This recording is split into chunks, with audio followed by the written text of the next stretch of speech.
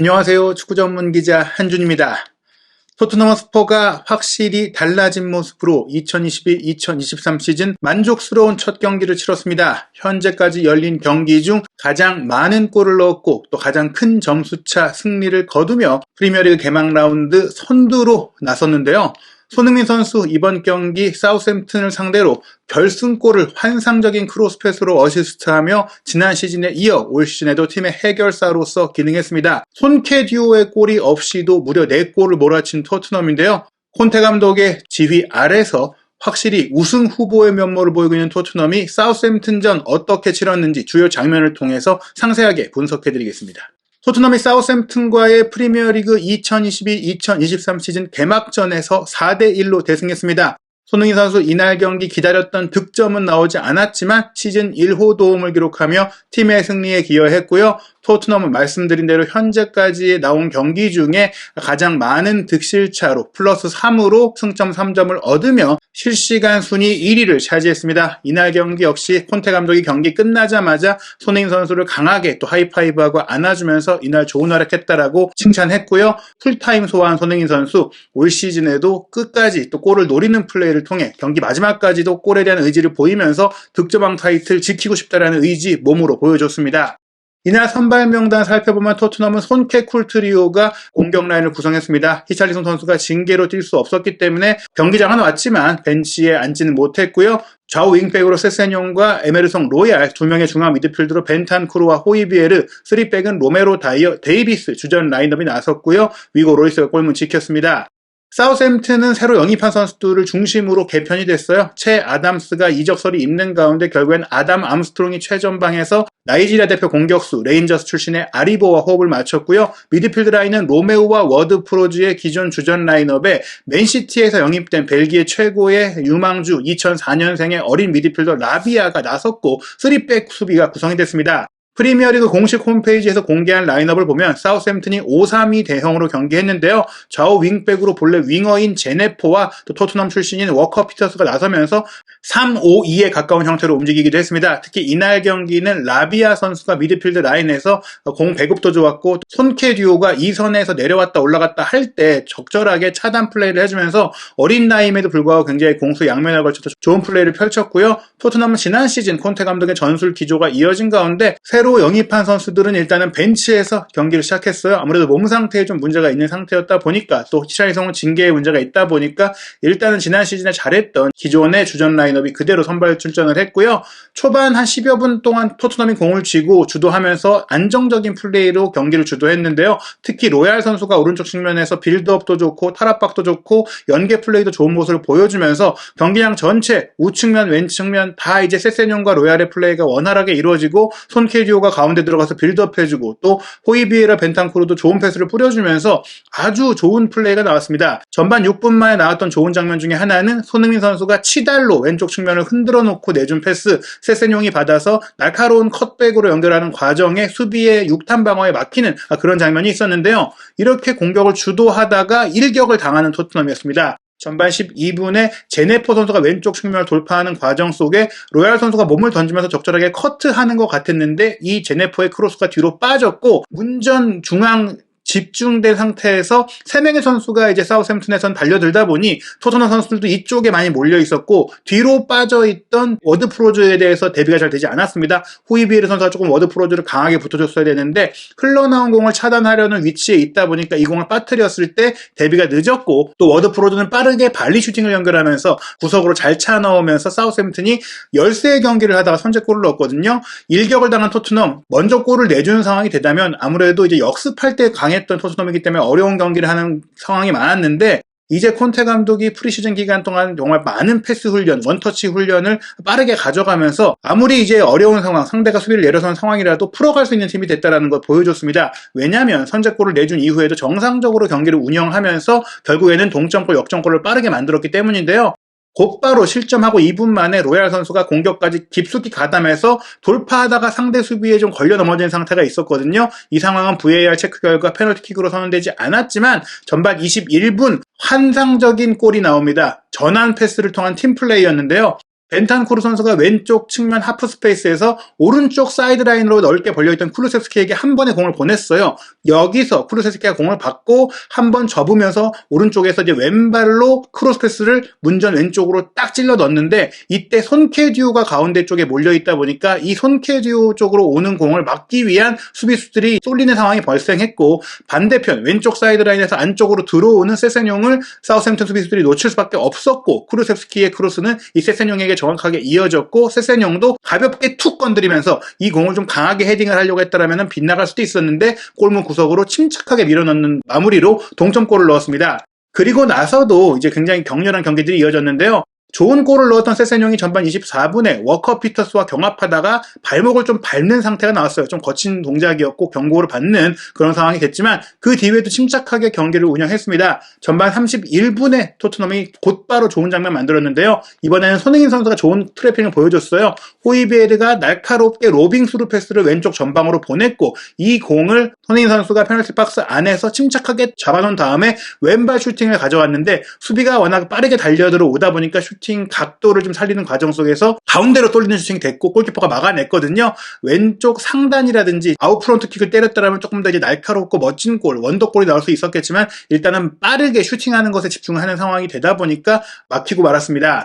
하지만 곧바로 이어진 장면, 이 선방에 막힌 이후 이어졌던 코너킥에서 손흥민 선수가 시작한 코너킥이 다시 흘러나온 상태에서 손흥민 선수가 오른발 크로스를 올렸는데, 공격에 이제 가담했었던 수비수들이 그냥 남아있었어요. 아직 내려가기 전에 재차 공격이 세트피스에서 이어졌기 때문에 다이어가 문전에 머물러 있었고, 다이어 선수가 손흥민 선수의 이 크로스 패스를 감각적으로 돌려놓는 헤더 슈팅을 통해서 득점하면서 빠르게 토트넘이 2대1로 리드를 잡았습니다. 그리고 나서도 토트넘의 일방적인 공세가 이어졌는데요. 전반 38분에는 손흥민 선수가 자신에게 수비를 몰아넣고 또 한 번 데이비스가 오버래핑해서 올라왔을 때 가벼운 패스를 밀어줬고, 완전히 열려있는 공간 속에 데이비스가 왼발 중거리 슈팅을 기가 막히게 골문 구석으로 보냈지만 골키퍼의 선방에 막히면서 추가골로 이어지지는 못했습니다.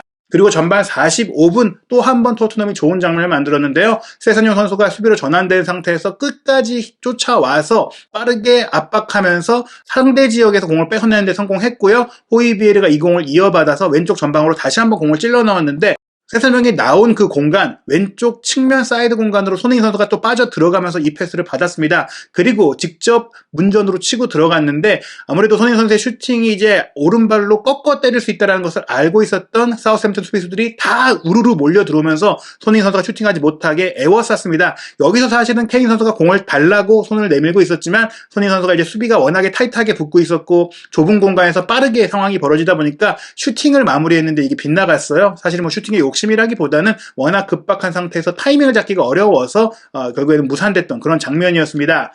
전반 추가 시간에도 좋은 장면이 하나 있었는데요. 케인 선수의 기점 패스 손흥민 선수에게 이어졌고, 손흥민 선수는 또 한 번 문전으로 진입하기 직전에 3명이 에워싸니까 쿠루셉스키에게 공을 넘겨줬죠. 쿠루셉스키는 공을 받고 나서 오른쪽에서 오버래핑한 로얄에게 패스했고, 로얄은 낮은 컷백을 올린 것, 케인이 어느새 문전으로 침투해서 받았고 여기서 슈팅까지 들어갔는데 골키퍼의 선방에 걸렸습니다. 이렇듯 토트넘이 스위칭 플레이, 유기적인 연계 플레이, 원터치 패스 플레이, 모든 지역을 활용한 플레이를 통해서 완전히 상대 지역을 지배했고 또 많은 공격 기회를 만들면서 전반전 2대1 리드로 마쳤는데요. 전반전 2골밖에 나오지 않았지만 토트넘이 무려 59%, 60%에 가까운 볼 점유율을 기록하면서 이 점유율이 유의미한 무려 9개의 슈팅이 나오는 파상 공세를 펼쳤고, 그 9개의 슈팅 중에 5개가 유효 슈팅이 될 정도로 날카로운 경기를 펼치면서 확실하게 이길 만한, 리드할 만한 내용의 경기를 펼쳤습니다. 패스 성공률도 84%에 달했고요. 사우샘프턴은 후반전 시작과 함께 아담 암스트롱을 빼고 스튜어트 암스트롱을 투입했고, 얀 발레리를 빼고 잭 스티븐스를 투입하면서 공격을 좀 강화할 수밖에 없는 그런 상황이 됐거든요. 그럼에도 불구하고 토트넘은 후반전 시작부터 추가골을 위한 의지를 보였습니다. 후반 1분 만에 손흥민 선수가 논스톱 패스로 세세뇽에게 밀어준 공, 세세뇽이 빠르게 문전 왼쪽으로 치고 들어가서 오른발 슈팅으로 골망을 흔들었는데, 이 패스를 받는 순간 오프사이드가 확인이 됐기 때문에 인정받지 못했습니다.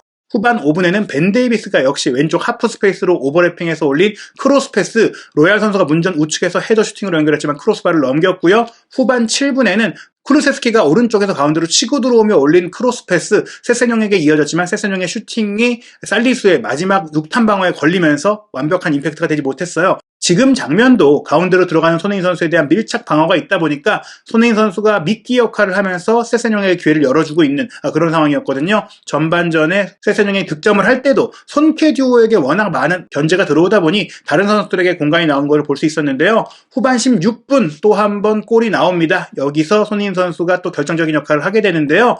호이비에르의 패스를 받은 손흥민 선수, 패스가 조금 앞쪽으로 왔다면 직접 치고 들어가서 슈팅할 수 있었겠지만 뒤쪽으로 빠지다 보니까 받아서 로얄 선수가 침투하는 쪽으로 침착하게 스루 패스를 보냈어요. 그 다음에 로얄 선수가 문전 왼쪽에서 슈팅까지 했는데 이 슈팅을 막아내려던 사리수 선수가 툭 걷어낸 것이 백스핀이 걸리면서 자책골이 되고 말았죠. 결국 손흥민 선수가 어시스트를 또 하나 기록할 수 있었지만 아쉽게도 자책골로 이게 판정이 되면서 토트넘이 3대1의 상황이 됐지만 손흥민 선수의 공격 포인트는 늘어나지 않았습니다. 그리고 나서 2분 만에 토트넘이 한 골을 더 넣었는데요. 이번에도 뒷점 패스는 호이비에르였습니다. 호이비에르의 스루 패스를 받은 로얄 선수가 깊숙이 전진해서 컷백을 내줬고요. 이 컷백을 쿠루세스키가 왼발 가마차기 슈팅을 연결해서 골문 구석을 예리하게 찌르면서 4대1이 됐습니다. 4대1이 된 이후 토트넘은 이제 선수들을 다양하게 점검하고 또 기회를 줄 수 있는 타이밍이 됐어요. 확실하게 승기를 잡은 가운데 후반 21분에 경고한장이 있었던 세세뇽을 빼주고 새로 영입한 이반 페리시치를 투입했고요. 페리시치 역시 들어가자마자 활기찬 플레이를 보였는데요. 후반 22분 토트넘이 또 한 골을 넣을 수 있는 기회가 있었어요. 쿠루세스키가 문전 우측을 돌파하고 내준 컷백, 손흥민 선수가 논스톱 슈팅을 했는데 사우샘프턴 수비수인 잭 스티븐스가 손으로 이 공을 막았거든요. 그런데 이 공이 뒤로 뻗친 손에 맞다 보니까 주심이나 VAR 측에서는 이게 자연스러운 동작 속에 건드린 것 같다 이렇게 판단을 하면서 페널티킥을 선언한 게 아니라 코너킥으로 경기를 진행했습니다. 후반 27분에 사우샘프턴도 이제 4대1 상태에서 쫓아가야 되다 보니까 제네포를 빼고 페로를 투입하면서 선수 교체를 또 측면에서 진행을 했고요. 후반 29분 살리수의 롱패스를 통한 아리보의 슈팅이 나오는 등 사우샘프턴 역시 한 차례 좋은 장면을 만들긴 했지만 로리스의 선방에 걸리면서 추격의 불씨를 살리지 못했습니다. 사우샘프턴은 후반 30분에 수비형 미드필더 로메우를 빼고 조금 더 공격적인 디알로를 투입했지만 별다른 효과를 보지 못했고요. 후반 38분 케인 선수의 스루 패스가 손흥민 선수에게 이어지면서 손케듀오의 합작골이 나오는가 했지만 손흥민 선수의 슈팅이 조금 빗맞으면서 가운데로 쏠려서 골키퍼에게 막히고 말았습니다. 후반 41분에 콘테 감독은 영입생들을 총출동시켰는데요. 쿨루셉스키, 데이비스, 벤탄쿠르, 로얄까지 모두 빼주면서 모우라에다가 랑글레와 비수마를 배비시켰고 도어티까지 투입을 하면서 전반적인 로테이션을 가동했습니다. 5장의 교체 카드를 모두 사용한 것인데요. 사우샘프턴 역시 후반 추가 시간에 워커 피터스를 빼고 공격 자원인 레드먼드를 투입하면서 마지막까지 골을 노렸지만 오히려 토트넘이 공격 기회를 계속 만들었고 후반 추가 시간 3분의 마지막 시점에 나온 것은 비수마의 중거리 슈팅이었는데요. 아슬아슬하게 골대 옆으로 빗나가면서 결국 경기는 4대1 토트넘의 승리로 끝났습니다. 토트넘이 정말 화끈한 축구, 정말 수준 높은 축구를 보여주면서 프리미어리그 우승 경쟁이 가능한 팀이라는 것을 개막전에서 보여줬습니다. 하지만 사우샘프턴이 아무래도 수비적으로 아쉬움이 있는 팀이라는 점에서 이번 경기 온전히 그대로 이게 우승 경쟁력으로 볼 수 있다고 판단하기는 쉽지 않을 것 같은데요.